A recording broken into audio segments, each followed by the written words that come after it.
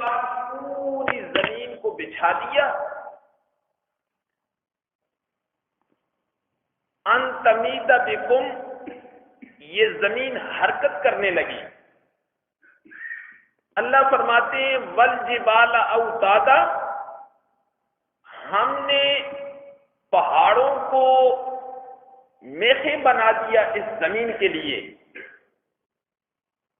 2 دن میں زمین کا مادہ بنایا اور 2 دن کے اندر ہم نے اس زمین کے اندر روزیاں رکھی،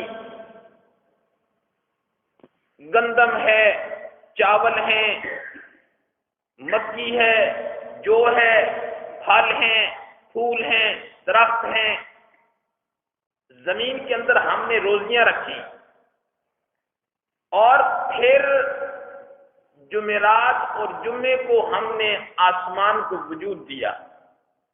امام مسلم نے اس حدیث کو ذکر کیا ہے، میرا پیغمبر جو لوگ میری ذات کو چھوڑ کر غیر اللہ کی پرستش کرتے ہیں، غیر اللہ کی بندگی کرتے ہیں، غیر اللہ کے نام کی نظر و نیازیں دیتے ہیں، انہیں یہ بتا دیجئے کہ وہ رب جس نے 2 دن کے اندر زمین کو، آسمان کو وجود دیا ہے، تم اس کی بندگی کو، اس کی ربوبیت کو چھوڑ کر اس کے ساتھ اس کی مخلوق کو شریک ٹھہراتے ہو۔ خالق ارض و سما نے اس آیت میں اپنی وحدانیت کو، اپنی ربوبیت کو، اپنی توحید کو سمجھایا کہ لوگوں سارے کے سارے دروں کو چھوڑ کر ایک اللہ وحدہ لا شریک کے در کو مضبوطی سے پکڑ لو، پھر کامیابی ہے۔ اگر خالق کے ارض و سما کے در کو چھوڑ کر غیر اللہ کے در کو پکڑو گے تو دنیا میں بھی ناکامی ہے اور آخرت میں بھی ناکامی ہے۔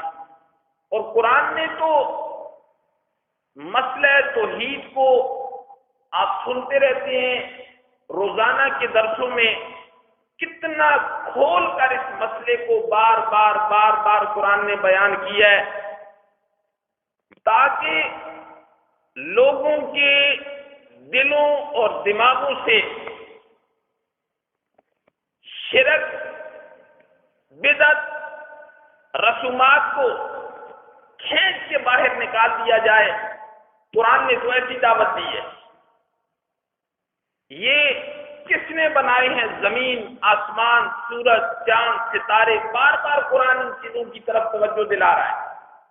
تو فرمایا قل، میرے پیغمبر فرما دیجئے، اَإِنَّكُمْ، کیا بے شک تم، لَتَكْفُرُونَ، انکار کرتے ہو، بِالَّذِي، اس ذات کا، خلق الارض، جس نے زمین کو پیدا کیا ہے، فی یومین، 2 دنوں میں زمین کا مادہ بنایا، وَتَجْعَلُونَ لَهُ أَنْدَادًا، اور تم بناتے ہو اس کے لیے شریک، اس کے لیے شریک بناتے ہو۔ یہ لات ہے، عزا ہے، منات ہے، ہبل ہے، 360 بت تم نے رکھے ہوئے ہیں۔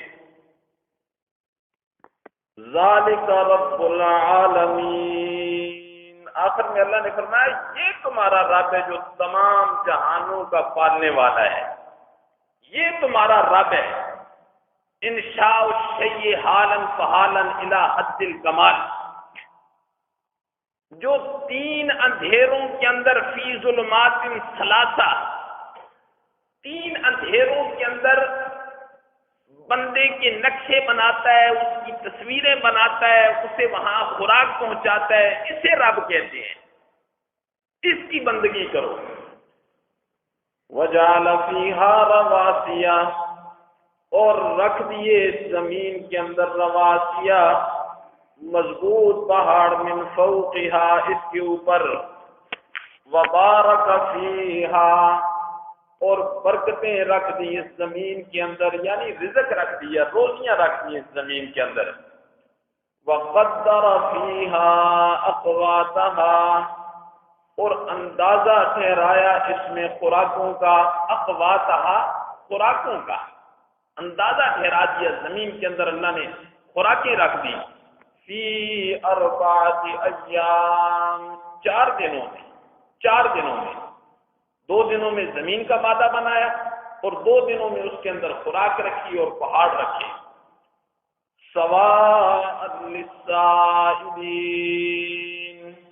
برابر ہے سوال کرنے والوں کے لیے، یعنی مشرکین مکہ نے رسول اللہ صلی اللہ علیہ وسلم سے سوال کیا تھا یہ زمین کیسے بنی اور کیسے بچ گئی، اس کے جواب میں اللہ تبارک و تعالیٰ نے یہ فرمایا ثم استوى الى السماء، پھر وہ مستوی ہو گیا الى السماء، آسمان کی طرف، وہی دخان، وہ دھواں ہی دھواں تھا، تو اللہ نے فرمایا فقال لها، پس کہا اللہ نے آسمان کے لیے، وللارض، اور زمین کے لیے، ائتیا طوعا او کرہا، تم دونوں آ جاؤ خوشی کے ساتھ یا جبرن، میں نے تمہیں حکم جاری کر دیا ہے، میں نے تمہیں ایک کیفیت کے اندر ڈھالنا ہے زمین کو اور آسمان کو، اللہ نے حکم دیا کہ میں نے تمہیں ایک کیفیت کے اندر ڈھالنے کا ارادہ کر لیا ہے، تمہاری مرضی ہے تم خوشی سے آؤ یا جبر سے آؤ، آنا تمہیں ہے یہ۔ تو زمین نے بھی اور آسمان نے بھی کہا مولا ہم تیری تابعداری اور فرما برداری کرتے ہیں، ہم خوشی سے آتے ہیں۔ فرمایا ثم استوى، پھر وہ مستوی ہو گیا الی السماء، آسمان کی طرف، وہی دخان، اور وہ دھواں ہی دھواں تھا، فقال لها، پس کہا اس کے لیے آسمان کے لیے، وللارض، اور زمین کے لیے، ائتیا طوعا او کرہا، تم دونوں آ جاؤ مجبوری کے ساتھ، خوشی کے ساتھ یا جبرن، قالتا، تو دونوں نے کہا اتینا طائعین، ہم دونوں آتے ہیں تابعداری کے ساتھ اور فرمانبرداری کے ساتھ، فقضاهن 7 سماوات، پس برابر کر دیا ہم نے اس کو 7 سماوات، 7 آسمان، فی یومین، 2 دنوں میں زمین کا مادہ بنایا، 2 دنوں میں زمین بچھائی اور اس کے اندر رزق رکھ دیا، اور 2 دنوں میں پھر اللہ نے آسمان بنایا۔ 7 سماوات، بار بار قرآن میں یہ جملہ آتا ہے کہ 7 آسمان، لیکن 7 زمینوں کا تذکرہ صرف ایک مرتبہ ہے سورہ طلاق کے اندر، کہ جیسے 7 آسمان ہیں اور ایسے ہی پھر 7 زمینیں، اور ہر زمین کے نیچے اللہ کی مخلوق ہے، ہر زمین کے نیچے اللہ کی مخلوق ہے۔ بعض لوگ کہتے ہیں جی 7 زمینیں، اس سے مراد یہ لیتے ہیں پاکستان کی زمین، امریکہ کی زمین، افریقہ کی زمین، یہ زمینیں مراد لیتے ہیں، تو یہ زمین مراد نہیں ہے، اس سے مراد 7 زمینیں اوپر نیچے، جیسے 7 آسمان ہیں اوپر نیچے، ایسے 7 زمینیں اوپر نیچے، یہ زمینیں، اس کے نیچے اور زمینیں، اس پر مخلوق ہے، پھر اس سے نیچے زمین ہے، اس پر بھی اللہ کی ایسی مخلوق ہے جیسے ہم مخلوق ہیں، ایسی اللہ کے علم میں وہ مخلوق کیسی ہے، پر المخلوق ہے۔ اور اس پر احادیث میں بڑی دلیلیں بھی آئی ہیں، حدیث کے اندر آتا ہے کہ جو کسی کی زمین پر ایک بالغ قبضہ کرے گا، قیامت والے دن 7 زمینیں توپ بنا کر اس کی گردن میں ڈال دی جائیں، یعنی ہر زمین سے ایک ایک بالش، اوپر والی، نیچے والی، پھر اس سے نیچے والی۔ اور ایک حدیث کے اندر یہ بھی آتا ہے، ایک آدمی نے زمین کے اندر زنجیر ڈالی، اب وہ 7 زمین تک پہنچ گئی، تو اللہ فرماتے ہیں ہم اسے جانتے ہیں، یہ کس زمین سے گزر کے جا رہی ہے، یہ ہمارے علم کے اندر ہے۔ فرمایا فقضاهن سبع سماوات، پھر برابر کر دیے ان کو 7 سماوات 7 آسمان، فی یومین 2 دنوں میں، وَأَوْحَى فِي كُلِّ سَمَاءٍ، اور ہم نے وحی کی ہر آسمان کی طرف، امرہا اس کے معاملے کی۔ کیا معاملہ ہے یہ تو اللہ ہی جانتا ہے، پر ہر آسمان کے اندر خالق ارض و سما نے فرشتوں کی ڈیوٹیاں لگائیں اور فرشتوں کو اپنے اپنے کاموں پر مامور کر دیا۔ حدیث کے اندر آتا ہے کہ ایک بالشت جگہ بھی 7 آسمان پر نہیں ہے جہاں اللہ کے فرشتے نہ ہوں۔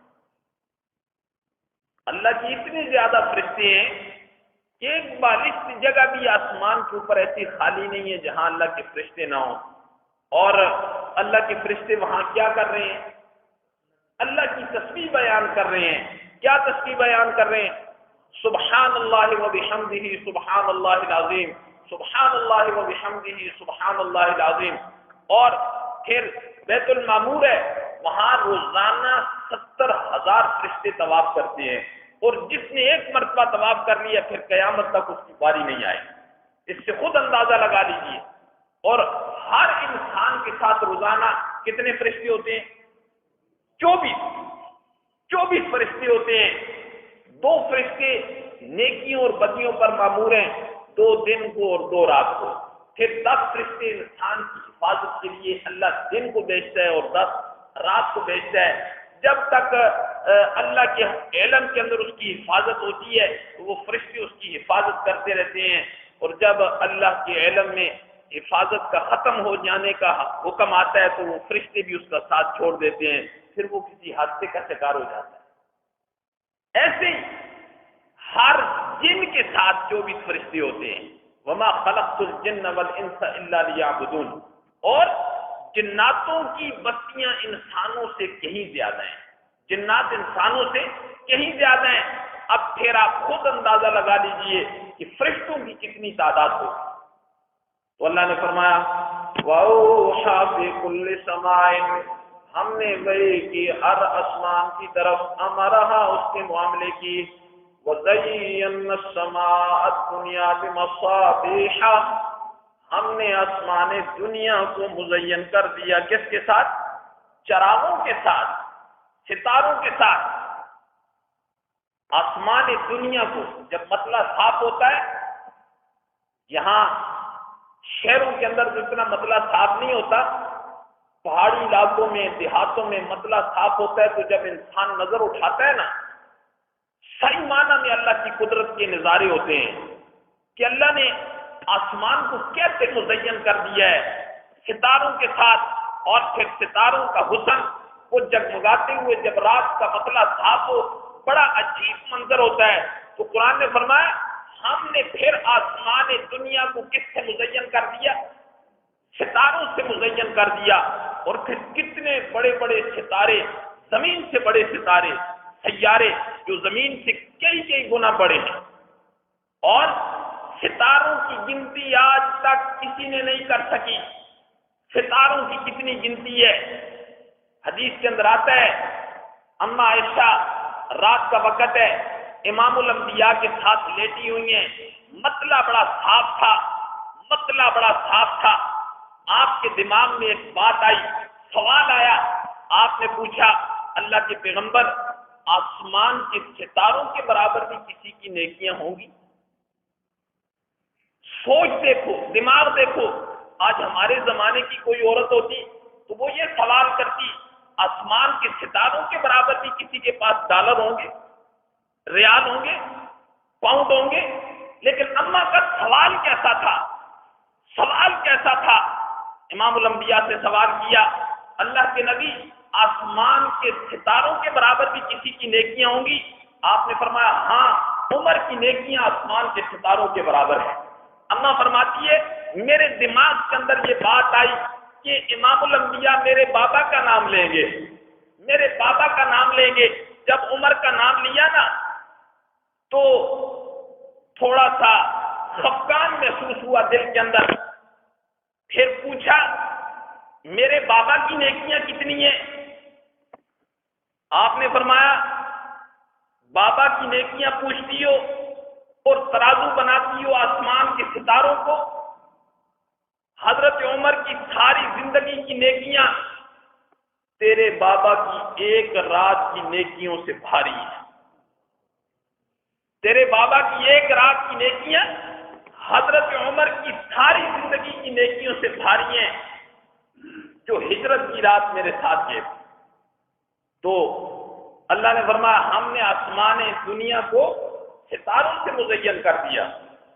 فرمایا وَزَيَّنَّا السَّمَاءَ الدُّنْيَا بِمَصَابِيحَ، ہم نے مزین کر دیا آسمان دنیا کو چراغوں سے، وَحِفْظًا، اور آسمان کی پھر ہم نے حفاظت بھی کی شیاطین سے، جنات سے۔ اوپر جاتے ہیں اور فرشتوں کے درمیان جو حکم ہوتا ہے پہلے جایا کرتے تھے اور چرا کے لایا کرتے تھے اور نجومیوں کو بتا دیا کرتے تھے۔ اللہ نے فرمایا ہم نے شہاب ثاقب مقرر کر دیا ہے۔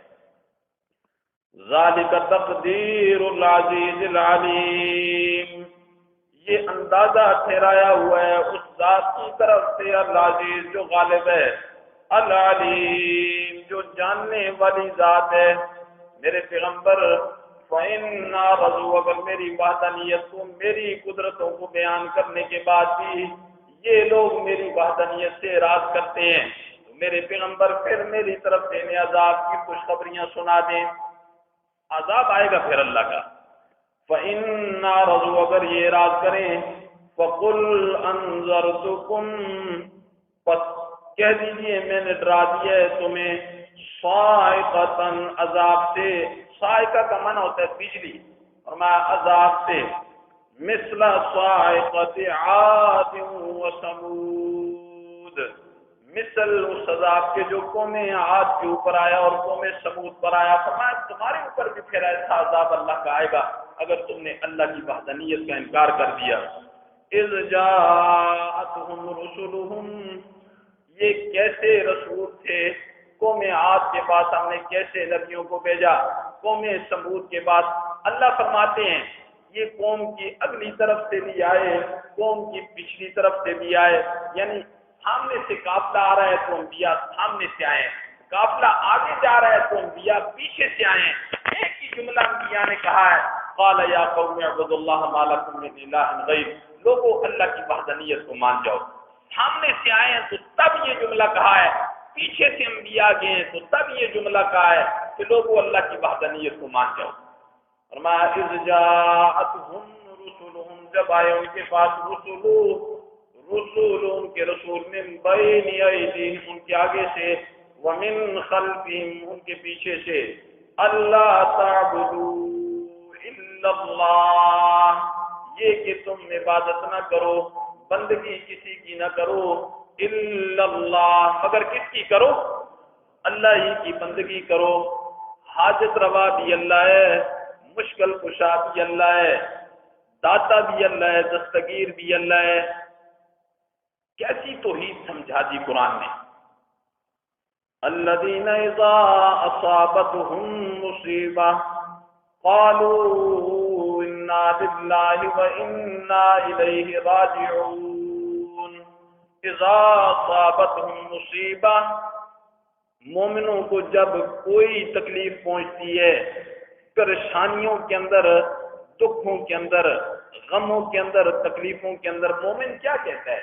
انا للہ، ہم اللہ ہی کے لیے ہیں، وَإِنَّا إِلَيْهِ راجعون، اور پھر مومن مصیبتوں میں، پریشانیوں میں در بھی کس کا پکڑتا ہے؟ رجوع کس کی طرف کرتا ہے؟ اللہ کی طرف کرتا ہے۔ فرمایا اللہ تعبدوا الا اللہ، یہ کہ تم نہ عبادت کرو مگر اللہ کی۔ قالوا، تو آگے انہوں نے کہا، لو شاء ربنا، اگر ہمارا رب چاہتا، انبیاء کو، اپنے نبیوں کو یہ جواب دیا، اگر ہمارا رب چاہتا، لانزل ملائکۃ، تو پھر فرشتوں کو بھیجتا ہمارے پاس نا۔ تم تو ہماری طرح کھاتے ہو، پیتے ہو، شادیاں کرتے ہو، بازاروں میں چلتے ہو، تم کیسے نبی ہو؟ بازاروں میں بھی چلتے ہو، کھاتے پیتے بھی ہو۔ اگر اللہ چاہتا اللہ پھر فرشتوں کو نبی بنا کر بھیجتا. لہذا فَإِنَّا بِمَا أُرْسِلْتُمْ بِهِ كَافِرُونَ، پس بے شک ہم اس چیز کا ارسلتم جسے تم دے کر بھیجے گئے ہو بِهِ كَافِرُونَ، ہم اس کا کیا کرتے ہیں؟ انکار کرتے ہیں. آگے بھی انشاءاللہ العزیز یہی موضوع چل رہا ہے، زندگی نے ساتھ دیا تو باقی انشاءاللہ العزیز کرنا. اللہ سے دعا ہے کہ اللہ ہمیں اپنے کلام کو سمجھنے کی توفیق نصیب فرمائے اور اس کے مطابق زندگی گزارنے کی توفیق نصیب فرمائے.